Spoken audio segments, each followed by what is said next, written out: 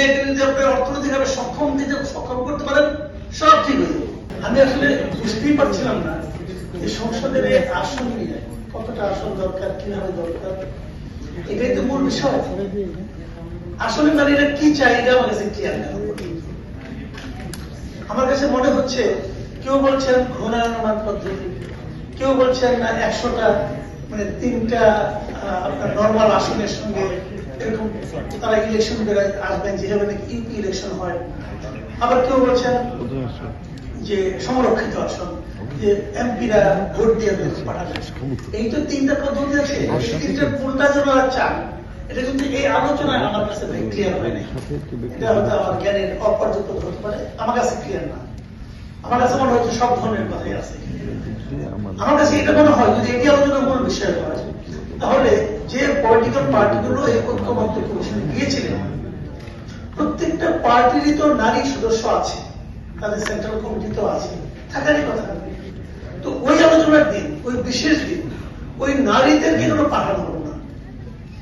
তারাই বরং ঠিক করতো যে তারা আসলে কি চায়, কোন পলিটিক্যাল পার্টি কি অপিনিয়ন তারা বুঝে পড়তো, সেটা হলো না।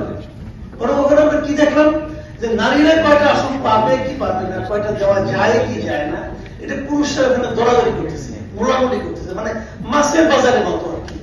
তারা ঠিক করছে তোমাকে আমি কি দিব না আমরা ঠিক করবো। তুমি কে হে ভাই ঠিক করা? তুমি কি? তুমি কেন ওই সময় আপনার প্রশ্ন করলেন না যে আমরা তো আমাদের দলে তো নারী নেত্রী আছেন, তো ওনারা যে ঠিক করবো ওনারা কি চায়, সেটা হয় না।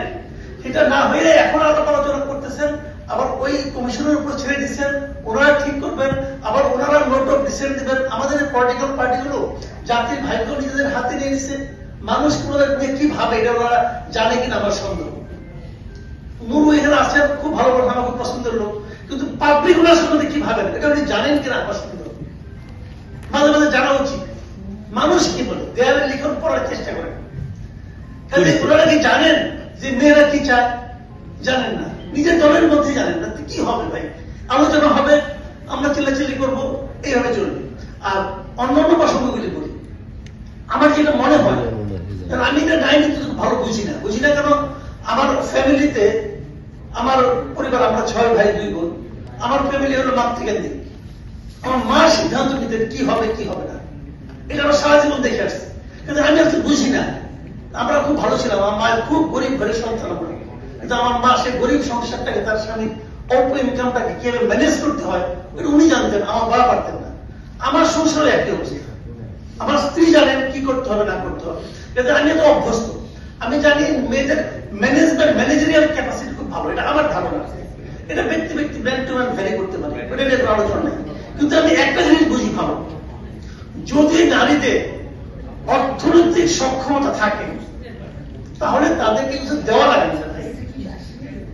যে মানুষের বউ ইনকাম করে জামাইয়ের চেয়ে বেশি, ওই জামাইয়ের ক্ষমতাও নেই বউয়ের দিকে চোখ গরম করে তাকানো, এটা আমি খুব ভালো বুঝি। টাকা হলো ইম্পর্টেন্ট। আপনি দেখবেন একটা জিনিস, আমাদের মানসিকতাটা কোথায়? যখন ছেলে বিয়ে করতে চায় আমরা প্রথম কষ্ট করি যে বিয়ে যে করতে চায় ঘরে খাওয়া বাকি। যখন আমার মেয়ের বিয়ের যোগ্য হয়, আমি কি মেয়েকে বলি যে বিয়ে যে করতে চাও সংসার চালাবা কেন, খাওয়া বাকি? বলি না তো, কেন বলি না? এইটা হলো আমাদের মনোজগতে এই জিনিসটা ঢুকে গেছে, সেটা দূর করতে সময় লাগবে। কিন্তু এই প্র্যাকটিসটা আজকের থেকে শুরু হবে না কেন? আমি মনে করি এই প্র্যাকটিসটা আমাদের শুরু হওয়া দরকার। আমরা কি দিব আমার মেয়েকে আমি বিয়ে দেওয়ার সময় বলবো যে আমার যে ছেলেটা সেটা খুব ভালো, কিন্তু লেখাপড়া করে নাই, কোনো সমস্যা নাই, কিন্তু দেখে শুনতে খুব ভালো, দিব আমি মেয়েকে বিয়ে? দিব না তো, আপনিও দিবেন না, কেউ দিবেন না, কোনো নারীও দিবে না।